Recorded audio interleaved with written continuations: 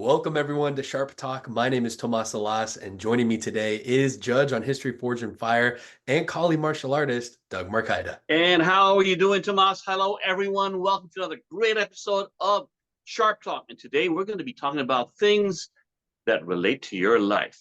So let's cut into it.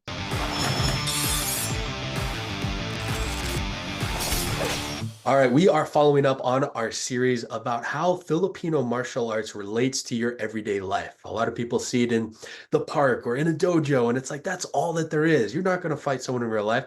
So we're exploring how martial arts applies into everyday life, and specifically Filipino martial arts, you're always using a weapon, or typically using a weapon.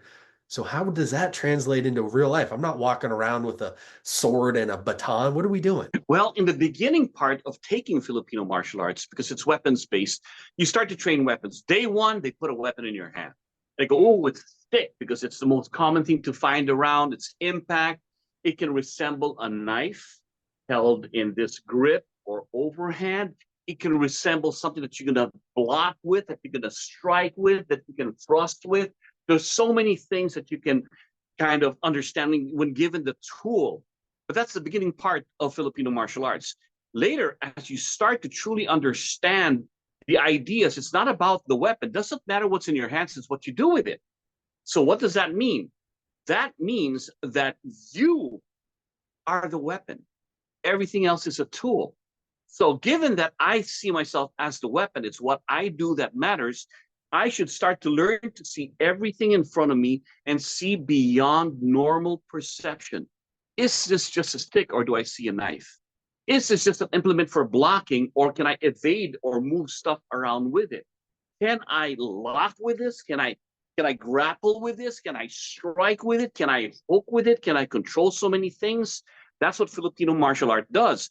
But when you start to understand the idea of being creative with the tool that you're going to use as a weapon, in life, it also teaches you to be creative and have survival skills. The Philippines is a third world country.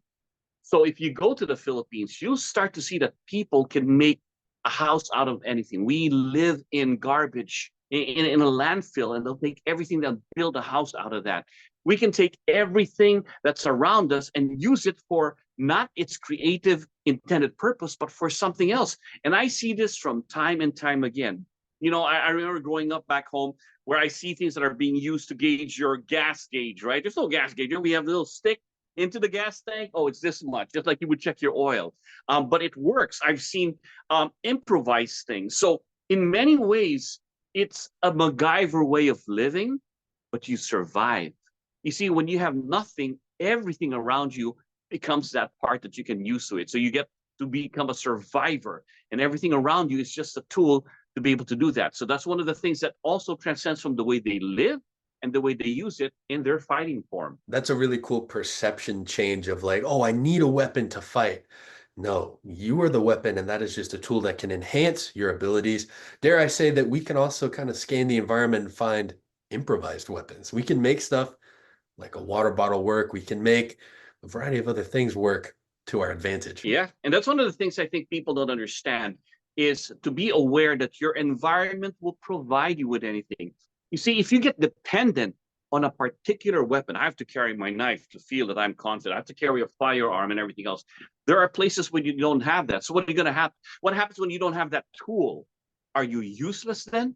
No, your environment provides the answer, because whatever you pick up, you look at the attributes. Oh, if it's got a point, it can thrust. Got an edge, it can lacerate. It's flexible, it can wrap around. If it's flat, blunt force trauma. So whatever is there, you just look at the attributes and goes, I can make it work for this. And the same thing in life. You know, when you have situations happen to you, I'm like, well, what are the things I've used in the past that have been answers to the way I come up with, you know, when problem is there, I have the answers. I've done that. What's similar to that? So that's how you take the martial view into your everyday life view. You said something really cool on the episode that we aired on why you should train Filipino martial arts. So I highly encourage you guys watching this to go check out that episode, because you changed my mind. You're like, well, what if I don't have a physical weapon? Well, look, there's a table, there's a chair, there's something that you can use gravity and the ground as the weapon. And I was like, man, that's really cool. Now on that Yeah, topic, I mean, think about that. Your environment will provide you with weapons. This doesn't count because naturally, obviously, it's there, right? Not every environment's like that.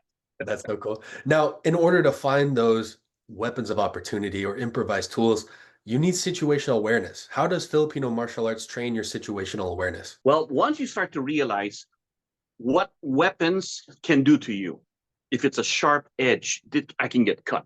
If it's got a point, I can get thrust. In blunt force. Once you understand the nature of weapons and how they affect you, you also know how to use it offensively. So you have a really good way of looking at things like, oh, I can get cut with that. I can get hit with that. So then it starts to develop this sense of situational awareness.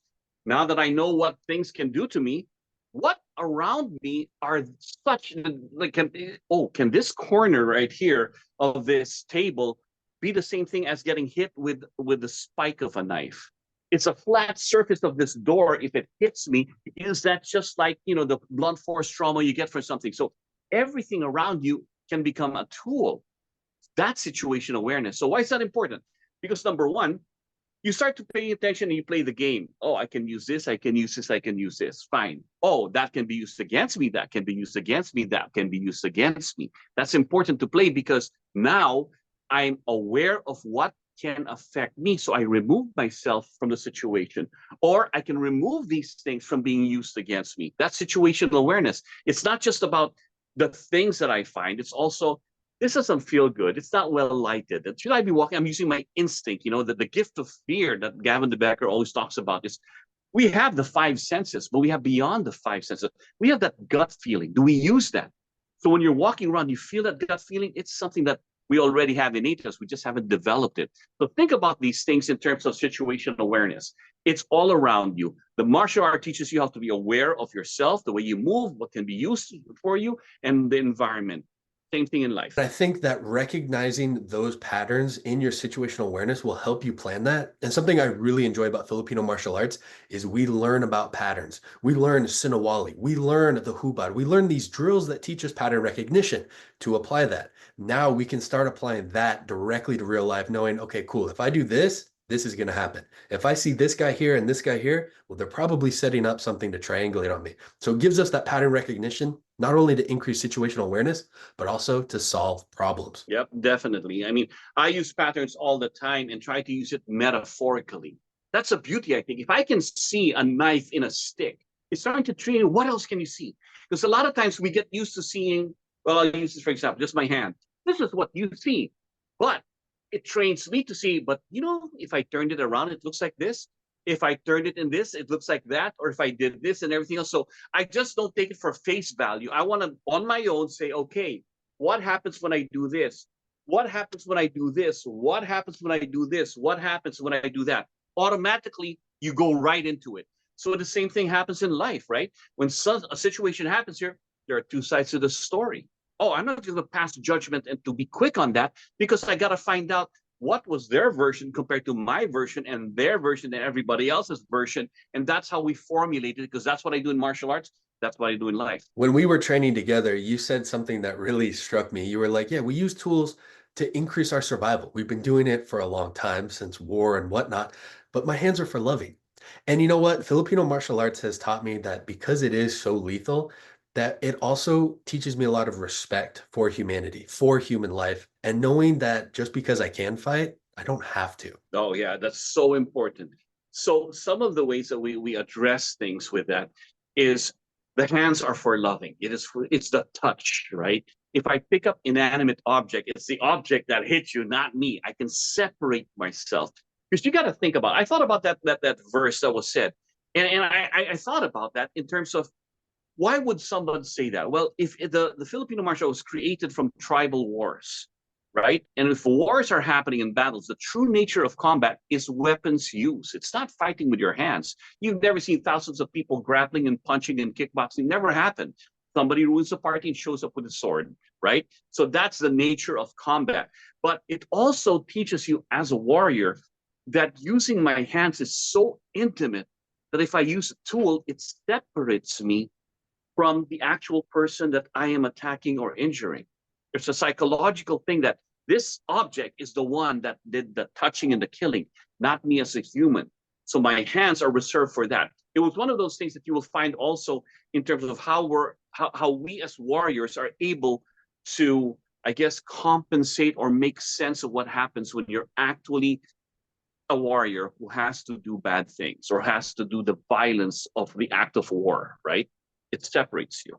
And I think a lot of people on the show have the KEAL test. They see all this havoc and destruction, but you have a really nice spin to it. It's everyone thinks it's kill, KILL, but it's not. We're spelling it KEAL, which stands for what? Keep everyone alive. So once again, I've talked about this before, but season one, when we were creating the show, we didn't really have a name for the test. Well, we had the KEAL test when I was doing my military contracting, right? We get to cut on carcasses to show the reality of what edge weapons and impact weapons to do, and to also kind of desensitize you to the act of violence, because that's what you have. That's why people, first time they go and see the blood and guts, they freak out. But if you're slowly, it's induced slowly, it doesn't freak out when it actually happens. So it's an easier way to deal with it. Now, I told them, okay, in my world, that's why you brought me as an end user. We do these kinds of tests. So the first season, the pilot episode, they had a meat man. What are you gonna do? Because we didn't have carcasses, so we just wrapped up this, this clothing thing with meat that I was cutting, and then when we actually had the show, we did that. But here's the thing, I got so excited. I mean, who can't get excited with just cutting stuff with a sword, right? That one time I got so excited, I said, "It'll kill," instead of "it will kill." My accent, I have an accent. I was born and raised, I speak the Filipino language and everything else. So it came out, "It will kill," and somebody caught on to that. So when we got to the second season, people were laughing and making a joke about it. And I tried to clean it up. I'm like, I'm sorry, I'm going to say kill, kill. Until I found out that we were a family show. And once I realized that there's a lot of kids and their families who were watching the show, I did a thing that kind of resonates to my motto when it comes to the responsibility of teaching martial arts. It's not about how many you hurt, it's about how many you can protect. So that follows the KEAL, as in KEAL, keep everyone alive. So I have this weapon, and if I use it responsibly, it's going to keep everyone alive, everything that I care about alive. And that's how I spun it, because we like do a play on words. Truly a beautiful thing, and we're excited to keep everyone alive and hone their minds with knowledge. So make sure to stay tuned, subscribe, drop a like, and comment what episode you'd like to see in the future so we can stay sharp together. All right, folks. And once again, we love dropping these little tidbits of how to relate Filipino martial arts. It's one thing that Tomas and I share in common, but we're also martial artists that take other arts. So if you want any questions about how we relate this to everyday life and how to keep our mind sharp, drop it in the comments and we'll talk about it, because we're all here for the sharp talk. I look forward to it, and I hope you guys have a great rest of your day, evening, or night, wherever you are. Thank you again for joining us, and stay sharp.